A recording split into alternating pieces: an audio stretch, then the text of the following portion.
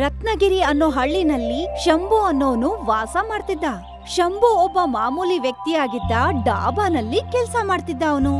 ಆದ್ರೆ ಅವನ ಹತ್ರ ಒಂದು ಸಣ್ಣ ಜಮೀನಿತ್ತು. ಅಲ್ಲಿ ಅವನು ವರ್ಷಗಳ ಹಿಂದೆ ಮಾವಿನ ಮರ ಹಾಕಿದ್ದ.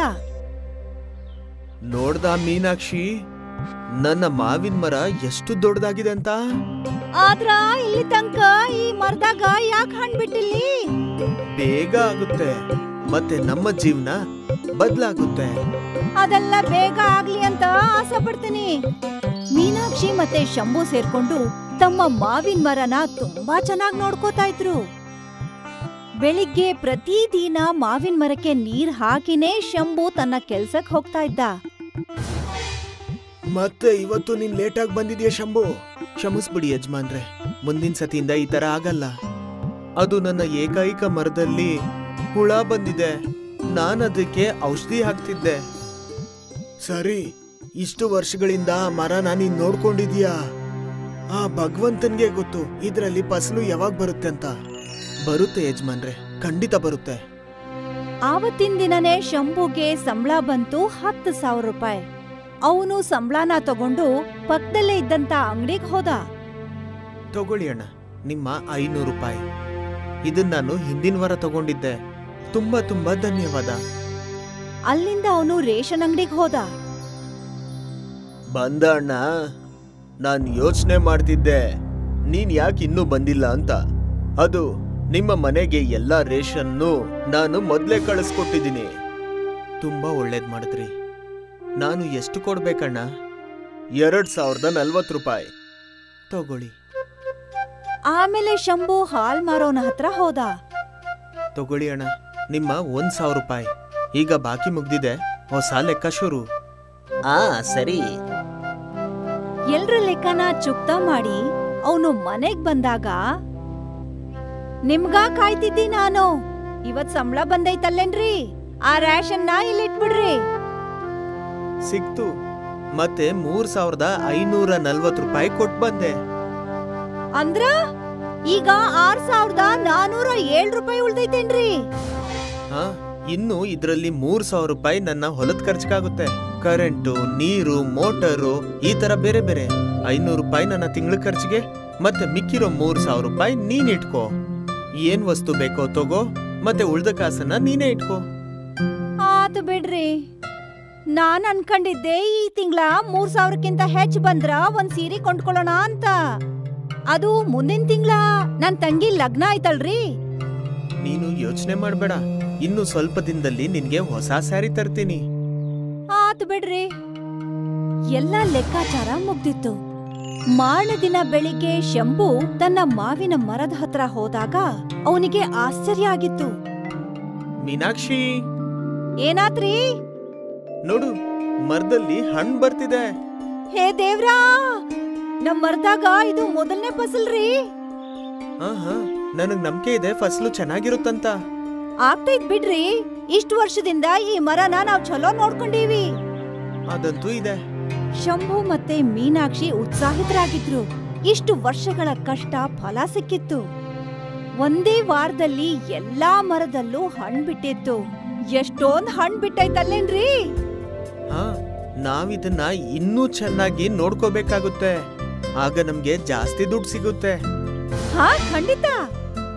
ಆವತ್ತಿಂದ ಶಂಭು ಮತ್ತೆ ಮೀನಾಕ್ಷಿ ತಮ್ಮ ಹೆಚ್ಚಿನ ಸಮಯನ ಮಾವಿನ ಮರದ ತೋಟದಲ್ಲೇ ಕಳೀತಾ ಇದ್ರು. ಒಂದ್ ವೇಳೆ ಒಂದ್ ಹಣ್ಣಿಗೆ ಹುಳ ಬಿದ್ರು ಆ ಕೂಡ್ಲೆ ಅದನ್ನ ಕಿತ್ತು ಬಿಡ್ತಾ ಇದ್ರು. ಸುಮಾರು 3 ತಿಂಗಳ ನಂತರ ಮಾವಿನಕಾಯಿ ಹಣ್ಣಾಗೋಕ್ ಶುರುವಾಯ್ತು. ಶಂಭು ಒಂದ್ ಹಣ್ಣನ್ನ ಕಿತ್ತು ಅದನ್ನ ತಿಂದ. ಈ ಮಾವಿನ ಹಣ್ಣಂತೂ ತುಂಬಾ ರುಚಿಯಾಗಿದೆ ಮೀನಾಕ್ಷಿ, ನೀನು ತಿನ್ನು. ಹಾ, ಮೀನಾಕ್ಷಿ ಕೂಡ ರುಚಿ ನೋಡ್ತಾಳೆ. ಜನ ಸರಿಯಾಗ ಹೇಳ್ತಾರ್ರಿ, ಕಾದ ಮಳೆ ಜಡ್ದು ಬಂತು ಅಂತ. ಈಗ ಎಲ್ಲಾ ಮಾವನ್ನ ಕತ್ತರಿಸ್ಬೇಕು. ಸರಿ. ಶಂಭು ಸ್ವಲ್ಪ ಸಮಯಕ್ಕೆ ತನ್ನ ಕೆಲ್ಸದಿಂದ ರಜಾ ತಗೋತಾನೆ. ಆಮೇಲೆ ಗಂಡ ಹೆಂಡತಿ ಇಬ್ರು ಸೇರ್ಕೊಂಡು ಹಣ್ಣು ಕೀಳೋಕ್ ಶುರು ಮಾಡ್ತಾರೆ. 3 ದಿನದಲ್ಲಿ ಮಾವಿನ ಹಣ್ಣಿನ ರಾಶಿನೇ ತುಂಬಿಕೊಂಡಿತ್ತು. ಅನ್ಕಂಡೇ ಇರ್ಲಿಲ್ರಿ ಇಷ್ಟೊಂದ್ ಹಣ್ಣು ಬಿಡ್ತೈತಿ ನಮ್ ಮರ್ದಾಗ ಅಂತ. ದೇವ್ರ ಯಾವಾಗ್ಲಾ ಕೊಟ್ರು ಸರಿಯಾಗೆ ಕೊಡ್ತಾನ್ ಬಿಡ್ರಿ. ಆಗ ಅಲ್ಲಿ ಹಣ್ಣಿನ ವ್ಯಾಪಾರಿ ಅದೇ ಸಮಯಕ್ಕೆ ಹೋಗ್ತಾ ಇದ್ದ. ಅವನ ಗಮನ ಆ ಮಾವಿನ ಹಣ್ಣಿನ ಮೇಲೆ ಹೋಯ್ತು. ಅರೆ ಶಂಭು ಅಣ್ಣ, ಎಲ್ಲ ಹಣ್ಣನ್ನು ಮಾರ್ಬೇಕಾ? ಹೌದು ಸ್ವಾಮಿ ಅಣ್ಣ. ಸ್ವಾಮಿ ಒಂದ್ ಹಣ್ಣನ್ನ ತಿಂದ್ ನೋಡ್ದ. ವಾಹ್, ತುಂಬಾ ಚೆನ್ನಾಗಿದೆ. ತುಂಬಾ ಸಿಹಿಯಾಗೂ ಇದೆ, ಮತ್ತೆ ಗಾತ್ರನೂ ದೊಡ್ಡದಾಗಿದೆ. ಎಷ್ಟಕ್ ಮಾರ್ತೀರಾ ಇದನ್ನೆಲ್ಲ? ಇದು ನನ್ನ ಮೊದಲ ಬೆಳೆ. ನೀವೇ ಸರಿಯಾಗಿ ಒಂದು ಬೆಲೆನ ಹೇಳಿ. ಫಸಲ್ ತುಂಬಾ ಚೆನ್ನಾಗಿದೆ. ನಾನು ಇದೆಲ್ಲ ಹಣ್ಣುಗಳಿಗೆ ನಿನ್ಗೆ 3 ಲಕ್ಷ ಕೊಡ್ತೀನಿ. 3 ಲಕ್ಷ? ನಿಮ್ಗೊಪ್ಗೆ ಅಂದ್ರೆ ಹೇಳಿ. ಒಪ್ಪಿಗೆ ಇದೆ.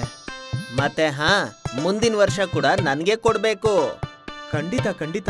ನಾನು ದುಡ್ಡು ಮತ್ತೆ ಆಳ್ಗಳನ್ನ ಕರ್ಕೊಂಬರ್ತೀನಿ, ಸರಿನಾ? ಸ್ವಾಮಿ ದುಡ್ಡು ತರೋದಕ್ಕೆ ಅಂತ ಹೋದ. ಮೀನಾಕ್ಷಿ ಮತ್ತೆ ಶಂಭು ಮಾತಾಡ್ಕೊಂಡ್ ನಿಂತ್ರು. ಆ ದೇವ್ರ ಕರುಣೆ ಬಿಡ್ರಿ ನಮ್ಮ್ಯಾಗೆ. 3 ಲಕ್ಷ ದೇವ್ರೇ. ಆ ಕೃಪೆನೂ ಇದೆ, ಆದ್ರೆ ನಮ್ಮ ವರ್ಷಾನ್ಗಟ್ಲೆ ಶ್ರಮ ಕೂಡ ಇದೆ ಮೀನಾಕ್ಷಿ. ಕಷ್ಟದ ಫಲ ಅಲ್ಲೇನ್ರಿ ಇದು? ಅವರಿಬ್ರು ಸ್ವಾಮಿ ಬರೋದಕ್ಕೋಸ್ಕರ ಕಾಯ್ತಾ ಇದ್ರು.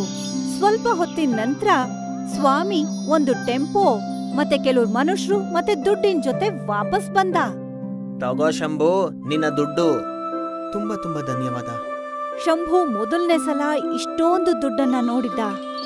ಸ್ವಾಮಿ ಮನುಷ್ಯರು ಮಾವಿನ ಹಣ್ಣನ್ನ ಟೆಂಪೋಗೆ ತುಂಬಿಸ್ಕೊತಾ ಇದ್ರು. ಎಲ್ಲ ಮುಗಿದ ನಂತರ ಶಂಭು ಮತ್ತೆ ಮೀನಾಕ್ಷಿ ವಾಪಸ್ ಮನೆಗ್ ಬಂದ್ರು. ಇಷ್ಟೊಂದ್ ದುಡ್ಡನ್ನ ನಾವೇನ್ರಿ ಮಾಡೋದು? 1 ಲಕ್ಷ ಬ್ಯಾಂಕಲ್ಲಿ FD ಮಾಡ್ಗೋಣ, ಮತ್ತೆ 1 ಲಕ್ಷಕ್ಕೆ ನಿನ್ಗೆ ಒಡವೆ ಮಾಡ್ಸೋಣ, ಮತ್ತೆ 1 ಲಕ್ಷ ಮುಂದಿನ ವರ್ಷಕ್ಕೆ ಉಳ್ಸೋಣ. 1 ಲಕ್ಷಕ್ಕೆ ಒಡವೆನಾ? ಜೀವನ ಪೂರ್ತಿ ನಾನ್ ನಿನ್ಗೋಸ್ಕರ ಏನ್ ಮಾಡಿದ್ದೀನಿ? ಆ ಮಂಗಳಸೂತ್ರ ಒಂದನ್ನ ಬಿಟ್ರೆ ಬಾ, ಈಗ ಒಡವೆ ಕೊಡಿಸ್ತೀನಿ. ಈಗ್ಲೇನಾ? ಈಗ್ಲೇ. ಮೀನಾಕ್ಷಿ ಮತ್ತೆ ಶಂಭು ಒಡವೆ ಅಂಗಡಿಗೆ ಹೋಗ್ತಾರೆ. ರಾಮ್ ರಾಮ್ ಅಣ್ಣ. ರಾಮ್ ರಾಮ್. ಹೇಳಿ ಶಂಭು ಅವ್ರೆ, ಏನ್ ತೋರಿಸ್ಲಿ? ಅತ್ತಿಗೆಗೆ ಕಿವಿಗ್ ಓಲೆನಾ ಇಲ್ಲ ಉಂಗ್ರನಾ? ನೀವು ಕಿವಿಗ್ ಓಲೆನೂ ತೋರಿಸಿ ಮತ್ತೆ ಉಂಗ್ರನೂ ತೋರಿಸಿ, ಹಾಗೆ ಒಂದು ಹಾರ. ಸರಿ ಅಣ್ಣ. ಆ ಸೇಟು ಮೊದ್ಲಿಗೆ ಜುಮ್ಕಿ ತೋರಿಸ್ತಾನೆ. ಮೀನಾಕ್ಷಿ ಒಂದ್ ಜುಮ್ಕಿನ ಸೆಲೆಕ್ಟ್ ಮಾಡ್ತಾಳೆ. ಆಮೇಲೆ ಉಂಗ್ರ ತೋರಿಸ್ತಾನೆ. ಮೀನಾಕ್ಷಿ ಉಂಗ್ರಾನು ಸೆಲೆಕ್ಟ್ ಮಾಡ್ಕೋತಾಳೆ. ಆಮೇಲೆ ಸೇಟು ನೆಕ್ಲೆಸ್ ತೋರಿಸ್ತಾನೆ. ಮೀನಾಕ್ಷಿ ಅದ್ರಲ್ಲೂ ಒಂದನ್ನ ಸೆಲೆಕ್ಟ್ ಮಾಡ್ಕೋತಾಳೆ. 2 ಸೇರಿ 70,000 ರೂಪಾಯಿ ಆಗಿದೆ. ಅಷ್ಟೇನಾ? ಹಾಗಾದ್ರೆ ಒಂದ್ ಕೆಲ್ಸ ಮಾಡಿ, ನೀವು ಬಳೆನೂ ತೋರಿಸಿ. ಆಯ್ತು. ಸೇಟು ಬಳೆನೂ ಕೂಡ ತೋರಿಸ್ತಾನೆ. ಮೀನಾಕ್ಷಿಗೆ ಒಂದ್ ಜೋಡಿ ಬಳೆ ಕೂಡ ಇಷ್ಟ ಆಗತ್ತೆ. ಇದೆಲ್ಲ ಸೇರಿ 1,10,000 ರೂಪಾಯಿ ಆಗಿದೆ. ಆಯ್ತು. ಶಂಭು ತನ್ನ ಜೇಬಿಂದ ದುಡ್ಡು ತೆಗೆದು ಸೇಟುಗೆ ಕೊಡ್ತಾನೆ. ವರೆ ವಾ ಅಣ್ಣ, ಇಷ್ಟೊಂದು ದುಡ್ಡು ಅದು ಕೂಡ ಒಟ್ಟಿಗೆ ಕೊಟ್ಟಿದ್ದೀರಾ. ಏನಾದ್ರೂ ಖಜಾನೆ ಸಿಕ್ಕಿದ್ಯಾ? ಹಾಗೆ ಅನ್ಕೊಳ್ಳಿ. ಸೇಟು ಎಲ್ಲಾ ಒಡವೆನ ಮೀನಾಕ್ಷಿ ಕೊಡ್ತಾನೆ. ಮತ್ತೆ ಅವರಿಬ್ರು ಅಲ್ಲಿಂದ ಹೊರಡ್ತಾರೆ. ಶಂಭು ಹೋಗ್ತಿದ್ ಹಾಗೆ ಸೇಟು ಫೋನ್ ಮಾಡಿ ಮತ್ತೊಂದ್ ಅಂಗಡಿಗೆ ವಿಷಯ ತಿಳಿಸ್ತಾನೆ. ಆ ಶಂಭು ನನ್ನ ಅಂಗಡಿಯಿಂದ 1,10,000ಕ್ಕೆ ಒಡವೆ ತಗೊಂಡು ಹೋಗ್ತಿದ್ದಾನೆ. ನನ್ಗನ್ಸುತ್ತೆ ಯಾವ್ದೋ ಖಜಾನೆ ಸಿಕ್ಕಿದೆ ಅವನ್ಗೆ. ಅಯ್ಯೋ ದೇವ್ರೆ. ಮತ್ತೆ ಈ ವಿಷಯ ಬೆಂಕಿ ತರ ಹರಡ್ಕೊಳತ್ತೆ. ಹಳ್ಳಿ ಜನ ಎಲ್ಲ ಸೇರ್ಕೊಂಡು ಮುಖ್ಯನ ಹತ್ರ ಹೋಗ್ತಾರೆ. ಖಂಡಿತ ಶಂಭುಗೆ ಖಜಾನೆ ಸಿಕ್ಕಿದೆ. ಅವನು 1,10,000ಕ್ಕೆ ಒಡವೆ ತಗೊಂಡಿದ್ದಾನೆ. ಅಯ್ಯೋಯ್ಯೋ, ಆ ಡಾಬಾದಲ್ಲಿ ಕೆಲಸ ಮಾಡೋ ಶಂಭು ತಾನೆ. ಒಂದ್ ವೇಳೆ ಅವನ್ಗೆ ಖಜಾನೆ ಸಿಕ್ಕಿದ್ರೆ ಅದ್ರ ಮೇಲೆ ಈ ಊರ್ನವ್ರಿಗೂ ಹಕ್ಕಿದೆ. ನಾವು ನಮ್ಮ ಹಕ್ಕನ್ನ ಪಡ್ಕೋಬೇಕಾಗುತ್ತೆ. ಬನ್ನಿ. ಮುಖ್ಯಸ್ಥನ ಜೊತೆಗೆ ಎಲ್ಲಾ ಹಳ್ಳಿ ಜನಗಳು ಶಂಭು ಮನೆಗ್ ಬರ್ತಾರೆ. ಎಲ್ರೂ ಒಟ್ಟಿಗೆ ಬಂದಿದ್ದೀರಾ? ಏನ್ ವಿಷಯ? ನಾನ್ ಕೇಳ್ಪಟ್ಟೆ ನಿಮ್ಗೆ ಖಜಾನೆ ಸಿಕ್ಕಿದೆಯಂತೆ. ಆ ಖಜಾನೆ ಮೇಲೆ ಊರ್ನವ್ರಿಗೂ ಅಧಿಕಾರ ಇದೆ. ನನಗೆ ಯಾವುದೇ ಖಜಾನೆ ಸಿಕ್ಲಿಲ್ವಲ್ಲ. ಮತ್ತೆ ಇಷ್ಟೊಂದು ದುಡ್ಡು ನಿನ್ನತ್ರ ಹೇಗ್ ಬಂತು? ಅದು ಈ ವರ್ಷ ನನ್ನ ಮಾವಿನ ಮರ ಮೊದಲನೇ ಬೆಳೆ ಬೆಳೆದಿದೆ. 3 ಲಕ್ಷ ಆಯ್ತು. ಅದನ್ನ ಸ್ವಾಮಿ ಅಣ್ಣನೇ ತಗೊಂಡಿದ್ದು. ಸುಳ್ಳು ಹೇಳ್ತಿದ್ಯಾ? ಆ ಕಂಜು ಸ್ವಾಮಿ ನಿನ್ನ ಫಸಲ್ಗೆ 3 ಲಕ್ಷ ರೂಪಾಯಿ ಕೊಡ್ತಾನ? ಸುಮ್ನೆ ಹೇಳ್ಬೇಡ.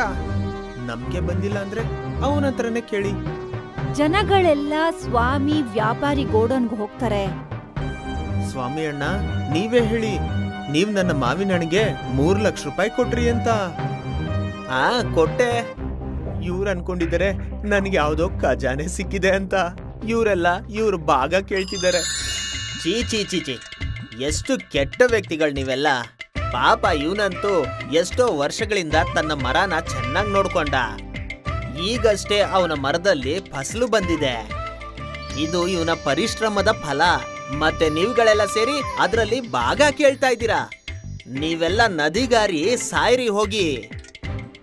ವ್ಯಾಪಾರಿ ಸ್ವಾಮಿ ಬಂದಂತ ಎಲ್ರಿಗೂ ಚೆನ್ನಾಗ್ ಬೈತಾನೆ. ಹಾಗಾಗಿ ಅವಮಾನದಿಂದ ಎಲ್ರೂ ತಲೆ ತೆಗಿಸ್ತಾರೆ. ಶಂಭು ಹತ್ರ 1,10,000 ರೂಪಾಯಿ ಇತ್ತು ಅನ್ನೋದು ಸೇಟುಗೆ ಸಹಿಸ್ಕೊಳಕ್ಕಾಗಲ್ಲ. ಈ ಕಥೆಯಿಂದ ನಾವ್ ತಿಳ್ಕೊಳ್ಳೋದು ಏನಂದ್ರೆ, ಬೇರೆಯವರು ಉದ್ಧಾರ ಆಗೋದನ್ನ ನಮ್ಮಿಂದ ನೋಡೋದಕ್ಕಾಗಲ್ಲ. ಪ್ರಪಂಚ ತುಂಬಾ ಸ್ವಾರ್ಥಿ ಆಗ್ತಾ ಹೋಗ್ತಾ ಇದೆ ಇತ್ತೀಚೆಗೆ. ಮುಕುಂದ್ಗೆ ತಾಟಿನಿಂಗಿನ ತೋಟ ಇತ್ತು. ಅವನು ತಾಟಿನಿಂಗಿನ ಮರಕ್ ಹತ್ತಿ ಅದನ್ನ ಕೀಳ್ತಾ ಇದ್ದ. ಮತ್ತೆ ಆ ತಾಟಿನಿಂಗನ್ನ ವ್ಯಾಪಾರಿಗಳಿಗೆ ಮಾರಿ ದುಡ್ಡನ್ನ ಸಂಪಾದನೆ ಮಾಡ್ತಿದ್ದ. ಅರೆ ಅಣ್ಣ, ಇನ್ನು ನೀನು ತಾಟಲಿಂಗನ ಹಣ್ಣನ್ನ ಜಾಸ್ತಿ ಕೊಡು. ಮಾರ್ಕೆಟ್ ಅಲ್ಲಿ ಇದರ ಬೇಡಿಕೆ ಜಾಸ್ತಿ ಆಗಿದೆ. ಸರಿ ಸರ್, ನಾಳೆಯಿಂದ ಸ್ವಲ್ಪ ಜಾಸ್ತಿನೇ ತರಕ್ ಶುರು ಮಾಡ್ತೀನಿ. ಸರಿ. ಮುಕುಂದ್ ಮತ್ತೆ ಮಯೂರಿಗೆ ಒಬ್ಳು ಮಗಳಿದ್ಲು, ಮೀನಾ. ಮೀನಾ, ಎಲ್ಲಿದ್ಯಾ? ಇವಾಗ ತಾನೇ ಇಲ್ಲೇ ಇದ್ಲು. ಬಹುಶಃ ಫ್ರೆಂಡ್ಸ್ ಜೊತೆ ಆಟಾಡಕ್ ಹೋಗಿರ್ಬೇಕು. ಅವಳಿಂದ ಈಗ ನಿಮ್ಗೇನ್ ಕೆಲ್ಸ ಇತ್ತು? ಅಯ್ಯೋ, ಅವಳಿಗೆ ಈ ಹಣ್ಣು ಬೇಕಾಗಿತ್ತು ನೋಡು, ಅದಕ್ಕೆ ಅವಳಿಗಂತ ತಾಜಾ ಹಣ್ಣನ್ನ ತಗೊಂಬಂದಿದ್ದೀನಿ. ಆ ಸಮಯಕ್ಕೆ ಮೀನಾ, ಅರೆ ವಾ, ತಾಟಿ ನಿಂಗು, ಈ ಎಲ್ಲಾನು ನಾನೊಬ್ಳೇ ತಿಂತೀನಿ. ಹಾ, ನಿನಗಂತಾನೆ ತಂದಿದ್ದೀನಿ, ಆರಾಮವಾಗಿ ತಿನ್ನು. ಮಳೆಗಾಲ ಆಗಿರ್ಲಿ ಬಿಸಿಲುಗಾಲ, ಮುಕುಂದ್ ಎಲ್ಲಾ ಸೀಸನ್ ಅಲ್ಲೂ ತಾಟಿ ನಿಂಗಿನ ಮರ ಹತ್ತುತ್ತಿದ್ದ. ಒಂದು ಸಲ ಏನಾಯ್ತು ಅಂದ್ರೆ, ಒಂದೇ ಸಮ 2 ದಿನ ಮಳೆ ಸುರಿತಾನೆ ಇತ್ತು. ದೇವ್ರ ದಯೆಯಿಂದ ಈ ಮಳೆ ಬೇಗ ನಿಲ್ಲಿ. ಇವತ್ತು ಮರಕ್ಕೆ ಸ್ವಲ್ಪ ಜೋಪಾನವಾಗಿ ಹತ್ತಿ. ಎಲ್ಲ ಕೊಂಬೆಗಳು ಒದ್ದೆ ಆಗಿರತ್ತೆ. ಹಾ, ನಿಧಾನವಾಗಿಯೇ ಹತ್ತುತ್ತೀನಿ. ನಾನೇನ್ ಎಕ್ಸ್ಪರ್ಟ್ ಏನಲ್ಲ. ಗೊತ್ತಿದೆ ನೀವು ನಿಪುಣರು ಅಂತ, ಆದ್ರೂ ಕೂಡ ಜೋಪಾನ ಅಂತ ಹೇಳ್ದೆ. ಹಾ ಯಜಮಾನಿ, ನೀನ್ ಚಿಂತೆ ಮಾಡ್ಬೇಡ, ನಾನ್ ಹೀಗ್ ಹೋಗಿ ಹೀಗ್ ಬಂದ್ಬಿಡ್ತೀನಿ. ಆಯ್ತು. ಮುಕುಂದ್ ತಾಟಿ ನಿಂಗಿನ ಮರ ಹತ್ತಿ ಒಂದೊಂದಾಗಿ ತಾಟಿ ನಿಂಗನ್ನ ಕೀಳೋದಕ್ಕೆ ಶುರು ಮಾಡ್ದ. ಸ್ವಲ್ಪ ಹೊತ್ತು ಕಳಿತು, ಇದಕ್ಕಿದ್ದ ಹಾಗೆ ಮೀನಾ ಅಲ್ಲಿಗ್ ಬರ್ತಾಳೆ. ಅಪ್ಪ! ಮೀನಾ ಧ್ವನಿನ ಕೇಳಿ ಅವನ್ ಬ್ಯಾಲೆನ್ಸ್ ತಪ್ಪ ಹೋಗಿ ಮೇಲಿಂದ ಕೆಳಗೆ ಜಾರಿ ಕೆಳಗೆ ಬಿದ್ದು ಹೋಗ್ತಾನೆ.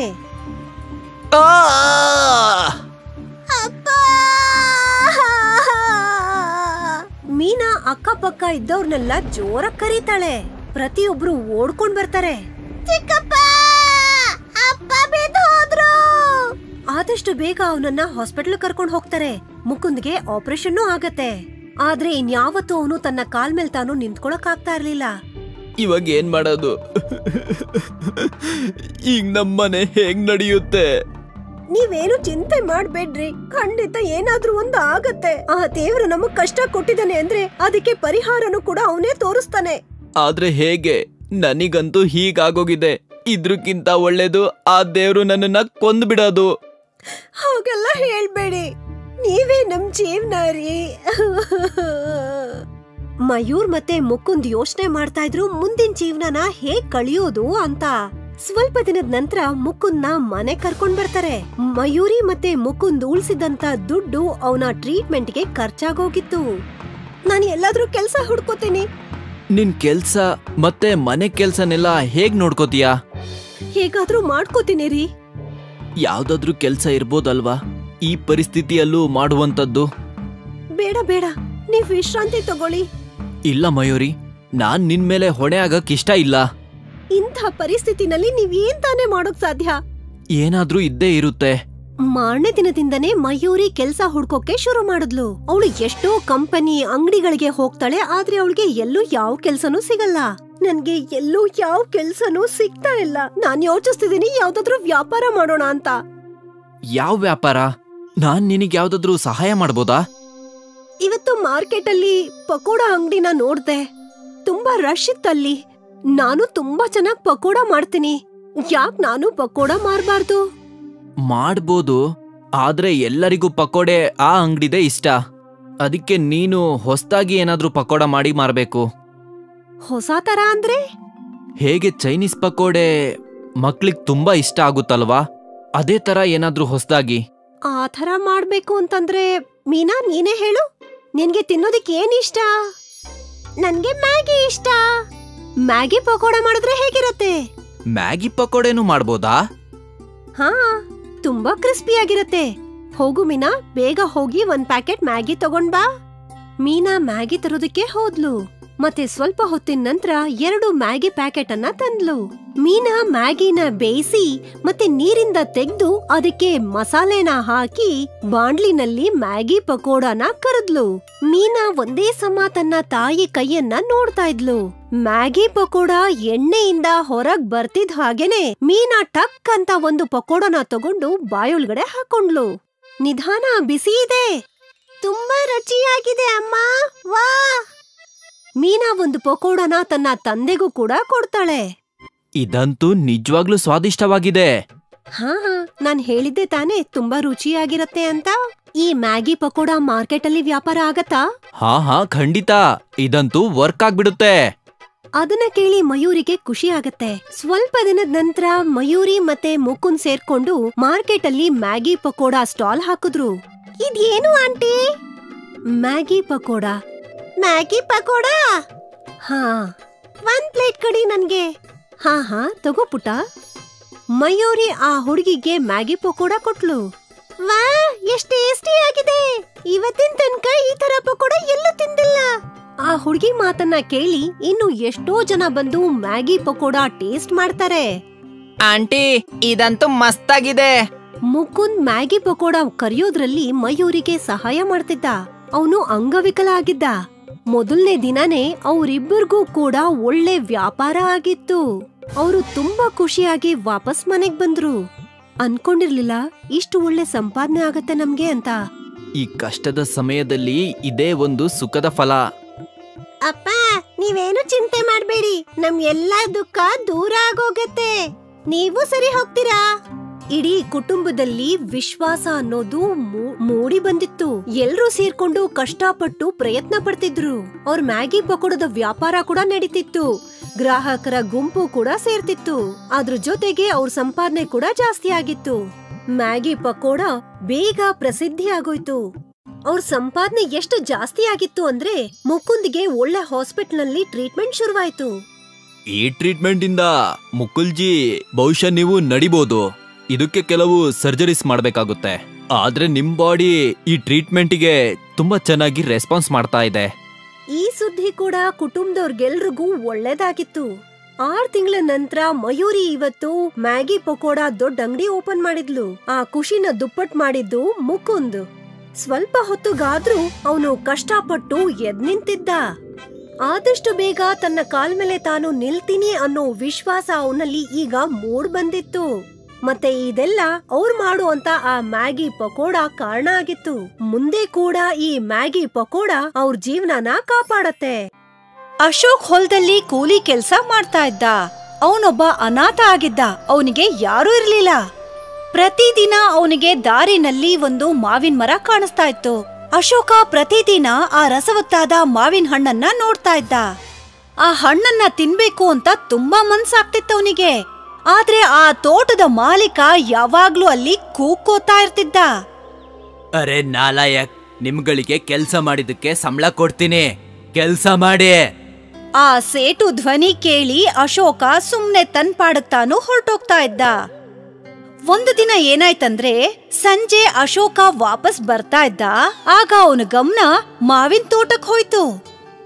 ಏನ್ ಸಮಾಚಾರ? ಇವತ್ ಯಾವ್ದೇ ಧ್ವನಿ ಕೇಳಿಸ್ತಾ ಇಲ್ಲ. ಅನ್ಸುತ್ತೆ ಇವತ್ ಸೌಕರ್ಯಲ್ಲೋ ಹೊರಗಡೆ ಹೋಗಿದ್ದಾರೆ. ಅಶೋಕ ಇಣಕ್ ನೋಡ್ತಾ ಇದ್ದ. ಆಗ ಅವನ ಗಮನ ಮಾವಿನ ಮರದ ಕೆಳಗಡೆ ಬಿದ್ದಿರೋ ಅಂತ ಒಂದ್ ಹಣ್ಣಿನ ಮೇಲೆ ಹೋಗತ್ತೆ. ವಾ, ಅನ್ಸುತ್ತೆ ಆ ಮಾವಿನ ಹಣ್ಣು ಮರದಿಂದ ಬಿದ್ದು ಆ ಬೇಲಿ ಮೇಲೆ ಸಿಕ್ಕಾಕೊಂಡಿದೆ. ನಾನ್ ತೆಗಿತೀನಿ. ಅಶೋಕ ಅದ್ರ ಮೇಲ್ ಹತ್ತಿ ಕೆಳಗಡೆ ಧುಮುಕ್ತಾನೆ. ಅವನು ಆ ಹಣ್ಣನ್ನ ಎತ್ಕೊಂಡ. ಅರೆ ಕಳ್ಳ, ನನ್ ಹೊಲದಿಂದ ಮಾವಿನ ಹಣ್ಣು ಕದೀತಾ ಇದ್ಯಾ? ಆ ಸೇಟು ಕೂಗಾಡ್ಕೊಂಡು ಅವನ್ ಹಿಂದೆನೆ ಬಂದ. ನಾನು ಕದ್ದಿಲ್ಲ ಸೌಕರ್ರೆ. ಹೌದಾ? ಮಾವಿನ ಹಣ್ಣು ಏನು ಸುಳ್ಳು ಹೇಳ್ತಾ ಇದ್ಯಾ? ಇಲ್ಲ ಸೌಕರ್ರೆ, ನನ್ ಕಳ್ತನ ಮಾಡಿಲ್ಲ. ಇದು ಅಲ್ಲಿ ಸಿಕ್ಕಾಕೊಂಡಿತ್ತು. ನಾನು ಅದನ್ನ ಅಲ್ಲಿಂದ ತೆಗ್ದಿದ್ದೆ ಅಷ್ಟೇ. ಈ ಮಾವಿನ ಹಣ್ಣು ನನ್ ಹೊಲದ್ದೇ ಅಲ್ವಾ? ನೀನು ನನ್ನ ಹತ್ರ ಹೇಳ್ದೇನೆ ಹಣ ಕೊಡ್ದೇನೆ ಇದನ್ನ ಎತ್ಕೊಂಡಿದ್ಯಾ. ಇದು ಕಳ್ತನನೇ ಅಲ್ವಾ? ನಾನ್ ಬೇಕಾದ್ರೆ ಪೊಲೀಸರನ್ನ ಕರ್ಸಿ ನಿನ್ನ ಅರೆಸ್ಟ್ ಮಾಡಿಸ್ಬೋದು. ಬೇಡ ಸೌಕರ್ಯ, ನೀವು ಬೇಕಾದ್ರೆ ಈ ಮಾವಿನ ಹಣ್ಣನ್ನ ಇಟ್ಕೊಳ್ಳಿ, ನನ್ನನ್ನ ಕ್ಷಮಿಸ್ಬಿಡಿ. ಹಾ ಹೊರಡಿಲಿಂದ. ಇನ್ ಮುಂದೆ ಯಾವತ್ತೂ ನನ್ನ ಹೊಲದಲ್ಲಿ ಕಾಣಿಸ್ಕೋಬಾರದು. ಹಣ ಅಂತೂ ಇರೋದಿಲ್ಲ, ಮತ್ ಬಂದ್ಬಿಡ್ತಾರೆ ಫ್ರೀಯಾಗಿ ಮಾವಿನ ಹಣ್ಣು ತಿನ್ನೋದಿಕ್ಕೆ. ಅಶೋಕ ಆ ತೋಟದಿಂದ ಹೊರಗಡೆ ಬಂದ. ಅವನು ಹಳ್ಳಿ ಹತ್ರ ತಲುಪ್ದ. ಅಲ್ಲಿ ಅವನು ನೋಡ್ತಾನೆ, ವಯಸ್ಸಾದ ಒಂದು ಮುದುಕಿ ಹಣ್ಣಿನ ಬುಟ್ಟಿ ಹಿಡ್ಕೊಂಡ್ ನಿಂತಿದ್ಲು. ಅರೆ ಪುಟ್ಟ, ಈ ಮಂಕ್ರಿನ ತಲೆ ಮೇಲೆ ಇಟ್ಕೊಳಕ್ ಸ್ವಲ್ಪ ಸಹಾಯ ಮಾಡಪ್ಪ. ಅಶೋಕ ಆ ವಯಸ್ಸಾದ ಮುದುಕಿ ಹತ್ರ ಹೋದ. ಅರೆ ಅಮ್ಮ, ಇದಂತೂ ತುಂಬಾ ಭಾರ ಕಾಣಿಸ್ತಾ ಇದೆ. ನೀವೊಬ್ರೇ ಅದನ್ನ ಎತ್ತಕ್ಕಾಗುತ್ತಾ? ಹೌದಪ್ಪ, ಹೊಟ್ಟೆ ಪಾಡಿಗೆ ಇಷ್ಟನ್ನಾದ್ರೂ ಮಾಡ್ಲೇಬೇಕಲ್ವಾ? ಅಮ್ಮ, ಇವತ್ತು ನಿಮ್ಮ ಈ ಬುಟ್ಟಿಯನ್ನ ನಾನು ಎತ್ತುತ್ತೀನಿ, ನೀವ್ ಹೋಗಿ. ನನ್ನಿಂದ ನೀನ್ ಯಾಕಪ್ಪ ಕಷ್ಟ ಪಡ್ತೀಯಾ? ಅರೆ ಅಮ್ಮ, ನಾನ್ ನಿಮ್ಮ ಮಗನ ತರ, ನನಗೆ ಎತ್ತಕ್ ಬಿಡಿ. ಅಶೋಕ ಆ ಮಂಕ್ರಿನ ತಲೆ ಮೇಲೆ ಇಟ್ಕೊಂಡು ಹೋಗ್ತಾ ಹೋಗ್ತಾ ಅಜ್ಜಿ ಹತ್ರ ಮಾತಾಡ್ತಿದ್ದ. ಅಮ್ಮ, ಬುಟ್ಟಿ ತುಂಬಿದೆ. ಇವತ್ತು ಜಾಸ್ತಿ ವ್ಯಾಪಾರ ಆಗ್ಲಿಲ್ವಾ? ಇಲ್ಲ ಪುಟ್ಟ, ಇವತ್ತು ಗ್ರಾಹಕರೇನೋ ಬಂದಿದ್ರು, ಆದ್ರೆ ಎಷ್ಟು ಚೌಕಾಸಿ ಮಾಡ್ತಿದ್ರು ಅಂದ್ರೆ ನನ್ ಬಂಡವಾಳ ಕೂಡ ವಾಪಸ್ ಬರ್ತಿರ್ಲಿಲ್ಲ. ಜೀವನ ತುಂಬಾ ಕಠಿಣವಾಗಿದೆ. ತುಂಬಿರೋ ಅಂತ ಮಂಕ್ರಿನ ಮನೆಗ್ ತಗೊಂಡ್ ಹೋದ್ರೆ ಇನ್ನೂ ದುಃಖ ಆಗತ್ತಪ್ಪ. ನನಗೆ ಅರ್ಥ ಆಗ್ತಿದೆ. ನಡಿತಾ ನಡಿತಾ ಜನಗಳಿರೋ ಅಂತ ಒಂದು ದಾರಿಗ್ ಹೋಗಿ ತಲುಪ್ತಾರೆ. ಅಲ್ಲಿ ಅಶೋಕ ಮಂಕ್ರಿನ ಕೆಳಗಡೆ ಇಟ್ಟ. ತಾಜಾ ರಸಭರಿತ ಮಾವಿನ ಹಣ್ಣು ತಗಳೇ, ತಾಜಾ ರಸಭರಿತವಾದ ಮಾವಿನ ಹಣ್ಣು ತಗಳೇ. ಅಶೋಕ ಕೂಗುದನ್ನ ಕೇಳಿಸ್ಕೊಂಡು ಕೆಲವು ಗ್ರಾಹಕರು ಅಲ್ಲಿಗೆ ಬರ್ತಾರೆ. ಮತ್ತೆ ಅಲ್ಲಿ ಹಣ್ಣನ್ನ ಕೊಂಡ್ಕೋತಾರೆ. ಮತ್ತೆ ಅಜ್ಜಿಗೆ ದುಡ್ಡು ಕೊಟ್ರು. ಸುಮಾರು ಅರ್ಧ ಮಂಕ್ರಿಯಷ್ಟು ಹಣ್ಣು ಖಾಲಿ ಆಯ್ತು. ಹಾಗಾಗಿ ಅಜ್ಜಿ ಮುಖದಲ್ಲಿ ನಗು ಬಂತು. ಸ್ವಲ್ಪ ಹೊತ್ತಿನ ನಂತರ ಅಶೋಕ ಮತ್ತೆ ಮಂಕ್ರಿನ ತಲೆ ಮೇಲೆ ಇಟ್ಕೊಂಡು ಅಜ್ಜಿ ಹಿಂದೆ ಹಿಂದೆನೆ ಹೊರಟ. ಅಶೋಕ ಆ ಮಂಕ್ರಿನ ಅಜ್ಜಿ ಮನೆಯಲ್ಲಿ ಇಟ್ಟ. ಅಮ್ಮ, ನಾಳೆಯಿಂದ ನಾನ್ ಪ್ರತಿದಿನ ನಿಮಗ್ ಸಹಾಯ ಮಾಡಕ್ ಬರ್ತೀನಿ. ಅಯ್ಯೋ ಪುಟ್ಟ, ನನ್ನಿಂದಾಗಿ ನೀನ್ ಇಷ್ಟೊಂದ್ ಕಷ್ಟ ತಗೊಳ್ಳೋ ಅಗತ್ಯ ಇಲ್ಲಪ್ಪ. ಅಮ್ಮ, ನೀವು ನನ್ನ ತಾಯಿಯ ಹಾಗೆ, ನಿಮಗೆ ಸಹಾಯ ಮಾಡೋದು ನನ್ನ ಕರ್ತವ್ಯ. ಆ ವಯಸ್ಸಾದ ಮುದುಕಿ ಕಣ್ಣಿಂದ ನೀರ್ ಬರುತ್ತೆ. ನೀನ್ ಹೇಗಂದ್ರೆ ಯಾವ್ದೇ ಸಂಬಂಧ ಇಲ್ದೆ ನನಗ್ ಸಹಾಯ ಮಾಡ್ತಿದ್ಯಾ, ಆದ್ರೆ ನನ್ನ ಸ್ವಂತ ಮಗ ನಾನು ಕೆಲ್ಸಕ್ ಬಾರ್ದವಳು ಅಂತ ಅನ್ಕೊಂಡು ಸಂಬಂಧನೇ ಮುರ್ಕೊಂಡ್ ಹೊರಟೋದ. ಅಮ್ಮ, ಇವತ್ತಿಂದ ನೀವು ನನ್ನನ್ನ ನಿಮ್ ಮಗ ಅನ್ಕೊಳ್ಳಿ, ನಾನ್ ಇದೀನಲ್ವಾ? ಆಯ್ತಪ್ಪ. ಅಶೋಕ ತನ್ನ ಮನೆಗ್ ಹೋಗಕ್ಕೆ ಅಂತ ಹೊರಟಿದ್ದ. ಅಷ್ಟೊತ್ತಿಗೆ ಅಜ್ಜಿ ಅವನನ್ನ ತಡಿತಾಳೆ. ಅರೆ ಪುಟ್ಟ, ಅಜ್ಜಿ ಅವನ ಕೈಗೆ 2 ಹಣ್ಣನ್ನ ಕೊಡ್ತಾರೆ. ನೀನ್ ತುಂಬಾ ಕಷ್ಟಪಟ್ಟಿದ್ಯಾ, ಇವತ್ತು ಆರಾಮ ಕುತ್ಕೊಂಡ್ ತಿನ್ನು. ಈ ಮಾವಿನ ಹಣ್ಣನ್ನ ತಿಂದು ನಾನು ಈ ಬೀಜದಿಂದ ಮರ ಬೆಳೆಸ್ತೀನಿ. ಆಯ್ತಪ್ಪ, ನಿನ್ನಿಷ್ಟ ಹೇಗಾದ್ರೂ ಮಾಡು. ಅಶೋಕ್ ಹಣ್ಣು ತಗೊಂಡು ವಾಪಸ್ ತನ್ ಮನೆಗ್ ಹೊರಟ. ಅಶೋಕ್ ತುಂಬಾ ಆಸೆಯಿಂದ ಆ ಹಣ್ಣನ್ನ ತಿಂದ. ಯಾವತ್ತಾದ್ರೂ ಒಂದಿನ ನಾನು ನನ್ನ ಸ್ವಂತ ಮರದಿಂದನೇ ತಿಂತೀನಿ. ಆಮೇಲೆ ಅಶೋಕ ಆ ಬೀಜನ್ನ ತನ್ನ ಮನೆಯ ಅಂಗಳದಲ್ಲಿ ನೆಡ್ತಾನೆ. ಮಾರನೇ ದಿನ ಅಶೋಕ ಎದ್ದ. ಅವನ್ ಯಾವಾಗ ತನ್ನ ಮನೆ ಹಿಂಭಾಗ ಹೋಗ್ತಾನೋ ಆಗ ಅಲ್ಲಿ ಅವನಿಗೆ ಒಂದು ವಿಶಾಲವಾದ ಮಾವಿನ ಮರ ಕಾಣಿಸುತ್ತೆ. ಅದನ್ನ ನೋಡಿ ಆಶ್ಚರ್ಯಪಟ್ಟ. ಅಯ್ಯೋ ದೇವ್ರೆ, ನಿನ್ನೆ ತಾನೇ ನಾನ್ ಬೀಜವನ್ನ ಬಿತ್ತನೆ ಮಾಡಿದ್ದೆ, ಒಂದೇ ರಾತ್ರಿಯಲ್ಲಿ ಮರ ಎಲ್ಲಿಂದ ಬಂತು? ಅಶೋಕ ಆ ಮರದ ಹತ್ರ ಹೋಗಿ ಕೆಲವು ಹಣ್ಣನ್ನ ಕಿತ್ಕೊಂಡ. ಅವನ್ ಯಾವಾಗ ಹಣ್ಣನ್ನ ಕೀಳ್ತಿದ್ನೋ ಅದೇ ಜಾಗಕ್ಕೆ ಮತ್ತೊಂದ್ ಹಣ್ಣು ಹುಟ್ಕೋತಾ ಇತ್ತು. ನೋಡ್ತಾ ನೋಡ್ತಾ ಅಶೋಕನ ಮಂಕ್ರಿ ತುಂಬೋಯ್ತು. ಈ ಮಾವಿನ ಮರದಲ್ಲಿ ಖಂಡಿತ ಯಾವ್ದೋ ಜಾದು ಇದೆ, ನಾನು ಅಮ್ಮನ ಹತ್ರ ಕೇಳ್ಬೇಕು. ಅಶೋಕ ಅಜ್ಜಿ ಮನೆಗ್ ಹೋದ. ಅಮ್ಮ, ನಿನ್ನೆ ತಾನೇ ನಾನು ಮಾವಿನ ಬೀಜವನ್ನ ಬಿತ್ತನೆ ಮಾಡಿದ್ದೆ, ಇವತ್ತು ವಿಶಾಲವಾದ ಮರ ಆಗಿದೆ. ಒಂದೇ ರಾತ್ರಿಲಿ ಮರ ಹೇಗಪ್ಪ ಸಾಧ್ಯ ಆಗತ್ತೆ? ನನಗೂ ಶಾಕ್ ಆಗಿದೆ, ನೀವು ನನ್ ಜೊತೆಗ್ ಬನ್ನಿ. ಅಶೋಕ ಅಜ್ಜಿಗೆ ಆ ಮರನ ತೋರಿಸ್ದ. ಅಯ್ಯೋ ದೇವ್ರೆ, ಇದು ಜಾದುನೇ ಆಗಿದೆ. ಈ ಮರದಲ್ಲಿ ಇನ್ನೂ ಜಾದು ಇದೆ. ಏನು? ನೀವು ಮಾವಿನ ಹಣ್ಣನ್ನ ಕಿತ್ ನೋಡಿ. ಅಜ್ಜಿ ಅಲ್ಲೇ ಬಿದ್ದಿದ್ದಂತ ದೊಣ್ಣೆಯಿಂದ ಒಂದ್ ಹಣ್ಣನ್ನ ಕಿತ್ಲು. ತಕ್ಷಣನೇ ಅಲ್ಲಿ ಇನ್ನೊಂದ್ ಹಣ್ಣು ಬರುತ್ತೆ. ಅಯ್ಯೋ ದೇವ್ರೆ, ಪುಟ್ಟ, ಇದು ನಿನ್ನ ಒಳ್ಳೆತನದ ಫಲನಪ್ಪ. ಆ ದೇವ್ರು ನಿನಗೆ ಈ ಜಾದುವಿನ ಮಾವಿನ ಮರ ಕೊಟ್ಟಿದ್ದಾನೆ. ನಿನ್ನ ಎಲ್ಲಾ ಸಮಸ್ಯೆಗೂ ಪರಿಹಾರನಪ್ಪ ಇದು. ಬರೀ ನಂದಲ್ಲ, ನಮ್ದು. ನಿಮ್ಮಿಂದನೇ ನನಗೀ ಮರ ಸಿಕ್ಕಿದೆ. ನೀವು ಪ್ರತಿದಿನ ನನ್ ಜೊತೆ ಇರ್ತೀರಾ, ನನ್ ತಾಯಿ ಆಗಿ? ಸರಿನಪ್ಪ. ಅಶೋಕನ್ಗೆ ತಾಯಿ ಸಿಕ್ಕಿದ್ಲು, ಮತ್ತೆ ಅಜ್ಜಿಗೆ ಮಗ. ಅವರು ತುಂಬಾ ಕಮ್ಮಿ ದುಡ್ಡಲ್ಲಿ ಒಳ್ಳೆ ಹಣ್ಣನ್ನ ಮಾರ್ತಾ ಇದ್ರು. ಆಮೇಲೆ ಅಜ್ಜಿ ಮತ್ತೆ ಅಶೋಕ್ ಸೇರ್ಕೊಂಡು ಮಾರ್ಕೆಟ್ ಅಲ್ಲಿ ದೊಡ್ಡ ಅಂಗಡಿ ಓಪನ್ ಮಾಡಿದ್ರು. ಅವರು ತುಂಬಾ ಕಮ್ಮಿ ದುಡ್ಡಲ್ಲಿ ಒಳ್ಳೆ ಹಣ್ಣನ್ನ ಮಾರ್ತಾ ಇದ್ರು. ಹಾಗಾಗಿ ಅವರಿಗೆ ಒಳ್ಳೆ ಸಂಪಾದನೆ ಕೂಡ ಆಗ್ತಾ ಇತ್ತು. ಇನ್ನೊಂದು ಕಡೆ ಆ ಸೇಟು ಮಾವಿನ ತೋಟದಲ್ಲಿ ಯಾರು ಹಣ್ಣನ್ನ ಕೊಂಡ್ಕೋತಾನೆ ಇರ್ಲಿಲ್ಲ.